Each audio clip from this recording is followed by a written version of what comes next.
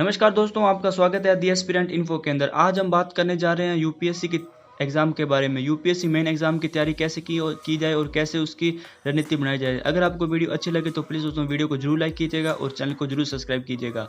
UPSC main परीक्षा की तैयारी एक उम्मीदवार का भाग्य निर्णय लेने में एक प्रमुख भूमिका निभाती है। यूपीएससी सिविल सर्विस मेन परीक्षा अक्टूबर के महीने में आयोजित की जाती है। यहाँ इस लेख में हम यूपीएससी मुख्य परीक्षा की सफलता प्राप्त करने के लिए तैयारी के कुछ तरीके आपको बता रहे हैं। आपको बता दें कि इस परीक्षा में 9 पेपर होते हैं। पेपर फर्स्ट निबंध का होता है जो कि 250 अंकों का होता है, और पेपर सेकंड इंग्लिश का होता है वो भी 250 नंबरों का होता है। पेपर थर्ड भारतीय लैंग्वेज और इंडियन लैंग्वेज का होता है वो भी 250 नंबरों का होता है। और पेपर 4 जनरल स्टडी फर्स्ट होती है जो कि 250 नंबरों का होता है। पेपर 5 होता है जनरल स्टडी सेकंड, वो भी 250 नंबरों का होता है। पेपर 6 जनरल स्टडी थर्ड होता है वो भी 250 नंबरों का होता है। पेपर 7 जनरल स्टडी 4 होता है वो भी 250 नंबरों का होता है। पेपर 8 वैकल्पिक पेपर होता है जिसे हम ऑप्शनल सब्जेक्ट बोलते हैं, वो भी पेपर फर्स्ट होता है, उसमें 250 नंबर होते हैं। और पेपर 9 वैकल्पिक सब्जेक्ट सेकंड होता है वो भी 250 नंबरों का होता है। उचित रणनीति के साथ साथ निबंध में इस पेपर को तैयारी करना बहुत आसान है। यदि आप अपने विचारों और समझ को स्पष्ट व व्यवस्थित तरीके से लिख सकते हैं तो एक अच्छा निबंध लिखने के लिए श्रेय आपको आवश्यक मिलेगा। विषयों का विस्तृत अध्ययन और नियमित रूप से उत्तर अभ्यास इस कौशल को प्राप्त की कुंजी है। निबंध के लिए ऐसी तैयारी आप कर सकते हैं। अंग्रेजी पेपर और भारतीय भाषा के लिए आप कैसे तैयारी करें ये आपको हम बता रहे हैं। अंग्रेजी प्रश्न पत्र के लिए उम्मीदवारों को अंग्रेजी का बुनियाद ज्ञान होना चाहिए।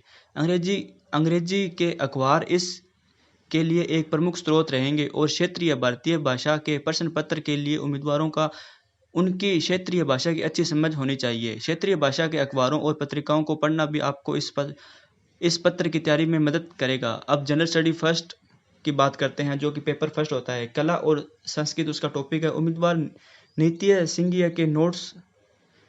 नितिन सिंघानिया के नोट्स से अध्ययन कर सकते हैं। CCERT और NCERT पुस्तकों का उपयोग इस क्षेत्र के लिए प्राप्त होगा। उम्मीदवार कला और संस्कृति से जुड़े लेखों तथा घटनाओं के माध्यम से कई महत्वपूर्ण विषयों का वस्तुओं को समझ सकते हैं। और इतिहास के लिए आधुनिक इतिहास के लिए NCERT और स्पेक्ट्रम से पढ़ना पर्याप्त रहेगा। इसके साथ ही अपने उत्तर लेखन की गति बढ़ाने के लिए इन्हें उत्तर लेखन का भी अभ्यास करना होगा। भारतीय समाज सब्जेक्ट के बारे में बात करते हैं। इस क्षेत्र से निपटने के लिए उम्मीदवारों को वर्तमान मामले के साथ अच्छी तरह से अपडेट रहना होगा। इस विषय के संबंधित पत्रिका और लेखों का पढ़ना आपको बेहतर उत्तर दिलाने में मदद करेगा। और भूगोल के बारे में बात करते हैं। भूगोल विषय का मूल NCERT 11वीं कक्षा और 12वीं कक्षा की बुक्स, खुल्लर जैसी अन्य मानक पुस्तकों से अध्ययन करना पर्याप्त होगा।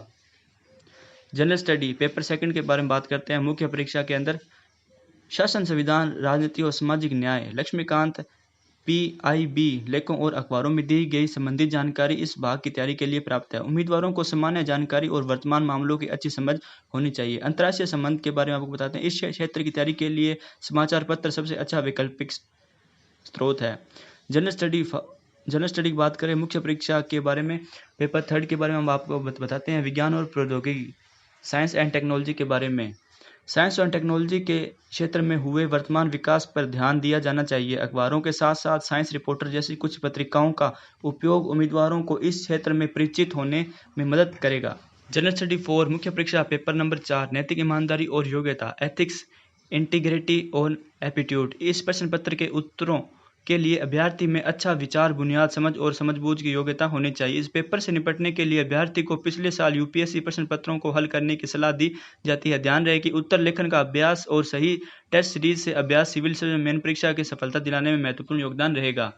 आर्थिक विकास के बारे में बात करते हैं। इकोनॉमिकल डेवलपमेंट, इसमें भी वर्तमान मामलों के साथ साथ उम्मीदवारों को अर्थशास्त्र की बुनियाद अवधारणाएं का पूरा ज्ञान होना चाहिए। आर्थिक सर्वेक्षण DPW इकोनॉमी टाइम के संपादक तथा NCERT पुस्तकों के इसके अध्ययन में मदद करेंगे। पर्यावरण और जैव विविधता में बात करते हैं।